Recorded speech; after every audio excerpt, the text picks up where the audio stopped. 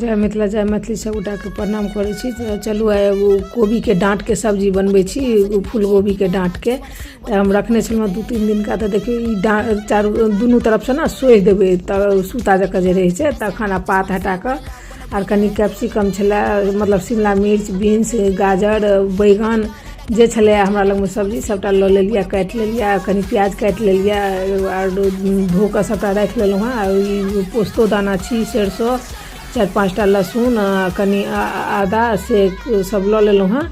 और किछु मसाला नहीं देबै, एकरा पीस लै छी लोढ़ी सिलौट पर, पीस कऽ आर उठा लै छी, मिही कऽ कऽ पीस लेलहुँ हँ। एकरा सिलौट के धो कऽ सेहो उठा लै छी, एहिमे बहुत लागल छलै अथी मसाला। अब चलू गैस के तरफ एलहुँ हँ। तऽ गैस के तरफ में आबि कऽ गैस पर लोहिया चढ़ा देलिए, एहिमे सरसों तेल डालि देलिए और जीरा डालि देलिए, हींग डालि देलिए, एकटा सूखा मिर्ची, तेजपत्ता फोरन भऽ गेल। तऽ प्याज डालि कऽ भूजि लेलहुँ। आब कोबी के डाँट आ फूल गोभी जे 1-2 छलै से दऽ कऽ भूजि लेलहुँ हँ।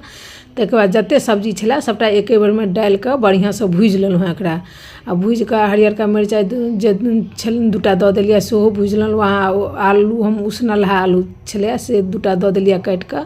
अहाँ कच्चो आलू दऽ सकै छी। आब सबटा मिक्स कऽ कऽ एकरा झाँपि कऽ 2 मिनट 3 मिनट भूजि लेलहुँ हँ। जे सबटा बढ़िआँ से भुजा जात सब्जी, उघारि कऽ धनिया पाउडर, हल्दी पाउडर, मिर्ची पाउडर और जीरा पाउडर हम नहीं देलिए, ठीक छै। जे जीरा पाउडर दै के कोनो जरूरत नहीं छै, ने गरम मसाला। और स्वाद के अनुसार नमक डालि देलिए, एकरा बढ़िआँ से मिक्स कऽ देलिए। टमाटर सेहो एकटा डालि देलिए, मिक्स कऽ बढ़िआँ से भूजि लेलहुँ हँ। तहन जे पोस्तो कहियो या खसखस कहियो जे कहियो, से सब लहसुन सब जे पीस कऽ रखने छलहुँ से डालि कऽ आर ओही प्लेट में पानि कनि दऽ कऽ चारू तरफ से दऽ देलिए जे सब्जी जलतै ना। आब देखियो धनिया पत्ता छीट देलिए, सब्जी बन कऽ तैयार अछि। रोटी पराठा सबके साथ में बहुत अच्छा लागत। अहूँ सब जरूर सब बनाएब। आ वीडियो यदि नीक लागत तऽ लाइक सब्सक्राइब जरूर सब कर।